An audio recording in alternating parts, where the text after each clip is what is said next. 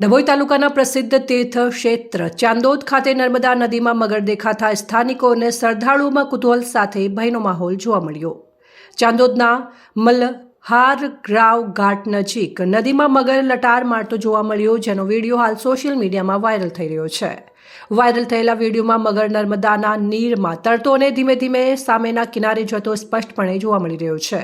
આ દ્રશ્યો જોઈને નદી કિનારે હાજર લોકોમાં થોડીવાર માટે ચકચાર મચી ગઈ હતી। સ્થાનિકોના જણાવ્યા અનુસાર હાલમાં નર્મદા નદીમાં પાણીનો પ્રવાહ ઓછો હોવાથી મગર નીચાણવાળા વિસ્તારમાંથી કિનારા તરફ આવી ચડ્યો હોવાનું માનવામાં આવી રહ્યું છે।